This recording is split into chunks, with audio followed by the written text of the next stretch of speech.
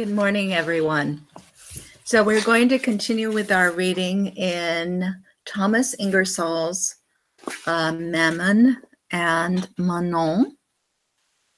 And I think the thing that's most interesting really is that we talk a lot about minorities, but the early New Orleans society very soon became a society in which Blacks were not the minority, and slaves were not the minority. So that's an interesting kind of society, and it's hard to understand how a society like that could function, and yet it's good to learn about it. So again, here's what's happening on YouTube right now. They're trying to tempt me to use YouTube Studio, which I have no idea how it works because it's different. It's just got a different layout. And this constant changing of everything is just making it very hard for people who learn slowly to survive. So I told them I wanted out of Studio so that I could perform an urgent function on YouTube, which I didn't know how to do in Studio. The other thing that they're doing is they're making it very hard to share on Twitter. Now, what I'm doing is I am segregating my viewers based on their interests by having niches where I talk about one thing and not another thing. But on Twitter, anybody who actually is interested in me and following what I'm doing and not just some small, tiny aspect of what I'm doing, they can follow me on Twitter. So in order to do that, I am now going to go over to my other computer, and I am going to share this share what we're talking about with any followers that I may have on Twitter. But let me tell you what's been happening with that. As I've been using Twitter as the place to unify all my little niches so that anybody who wants to know me can know me, I've been losing followers on Twitter. And you might say, well, why are you so happy that you lost followers on Twitter? I think it's very interesting if you try to share more of yourself with people, the less they like you, so they drop you, and they only want to follow some aspect of what you have to say. That is very interesting. I think it's an interesting social and psychological phenomenon. And at this point, rather than being upset about it or angry about it, I'm studying it, and maybe I'll write a paper about it sometime. So I'm going over to Twitter, and I might end up losing a few more people as a result of their getting to know me.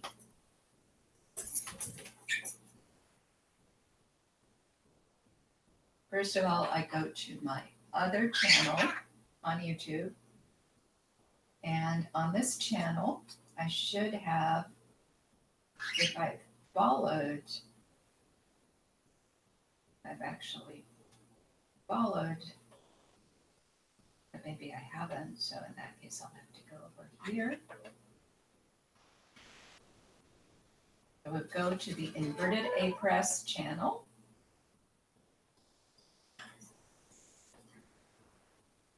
And then I'm going to share the link on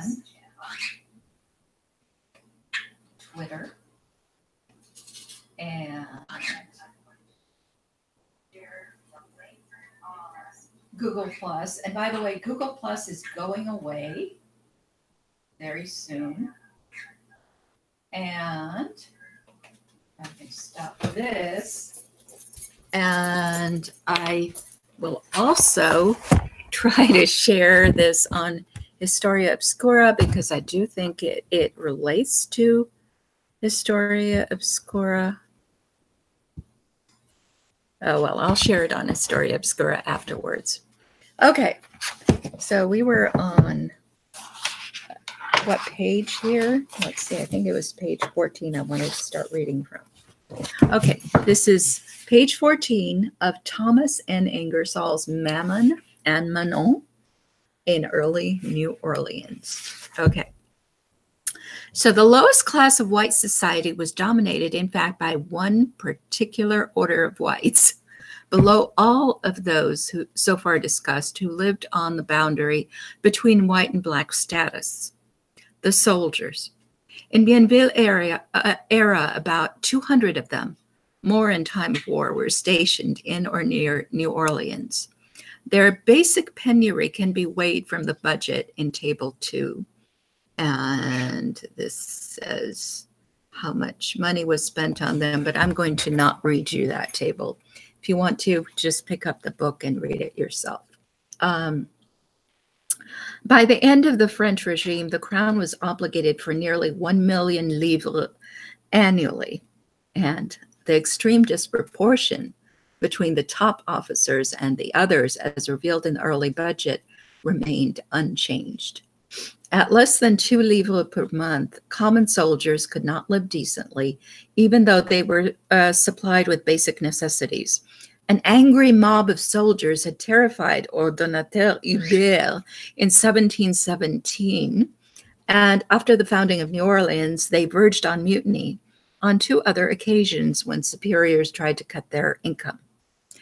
The first major popular action in New Orleans resulted from the Company of the Indies' determination to reduce wages in 1723, when troops and workers threatened rebellion together and the Superior Council was forced to back down.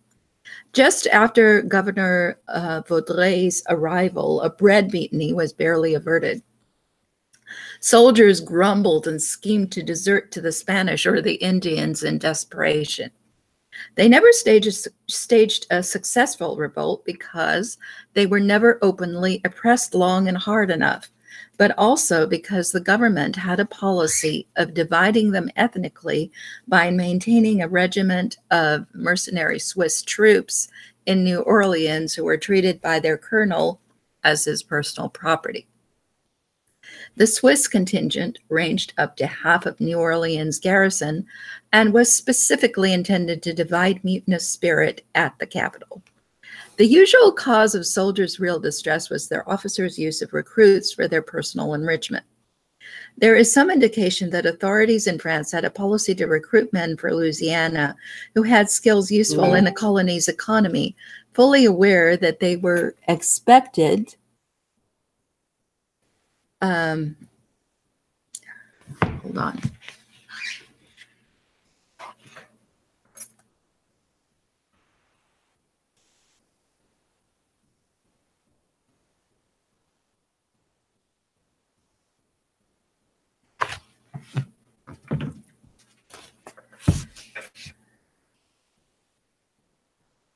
Okay. So there were people trained in woodworking. They were expected to supplement their income and that of their officers by their labor out of uniform. In a study of 245 recruits sent out between 1727 and 1730, those trained in woodworking and related construction trades were clearly dominant, and those associated with the more refined artisanry of early industrial France formed a distinct minority. Like the civil immigrants, the soldiers came from a variety of provinces, but residents from the maritime region predominated. No less than 47% of this sample came from Brittany. These men could be expected to work and to suffer abuse because of their poverty, their relative youth. Most of them were in their late teens and early 20s. Their illiteracy, about 6 out of 10 could not write their own names, their low status skills.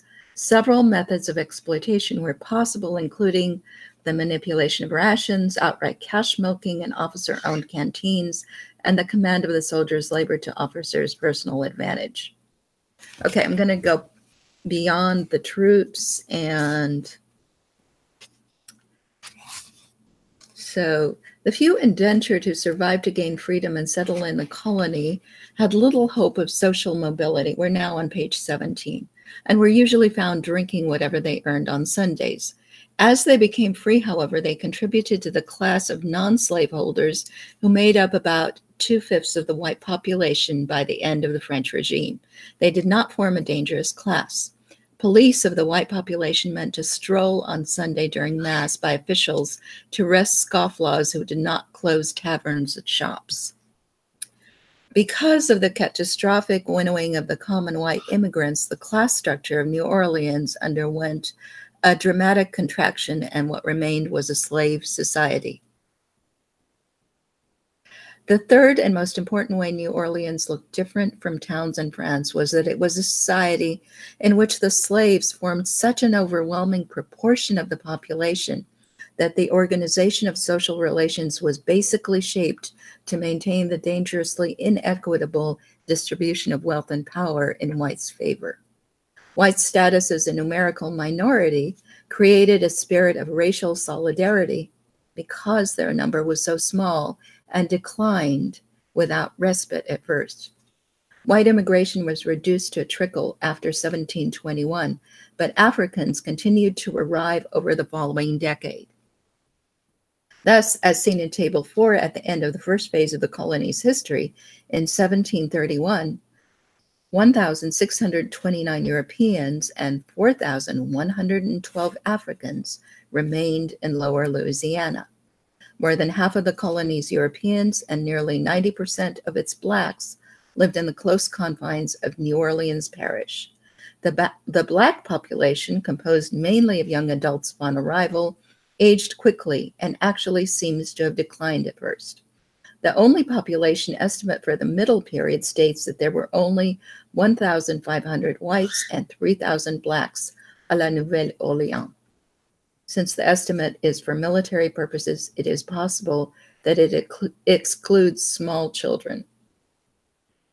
And the gross disproportion between slave and free in the parish would be moderated in time because the stream of white immigrants after the early 1730s, albeit weak, was more substantial and steady than the trickle of Black slaves who arrived.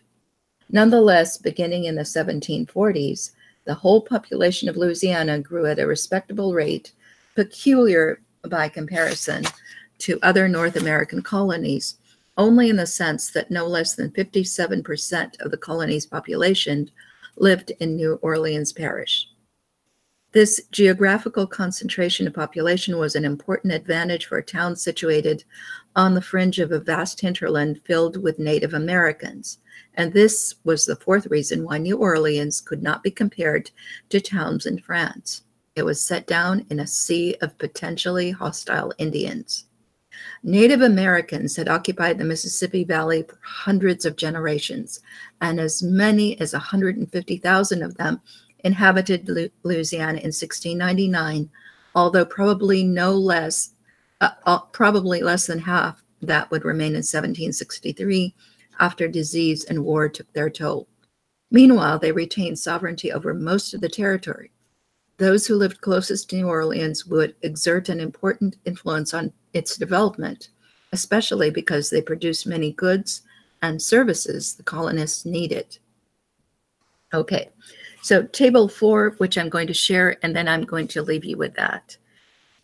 It's the census of the lower Mississippi Valley in 1731, excluding Indians, in other words, excluding the Native American population.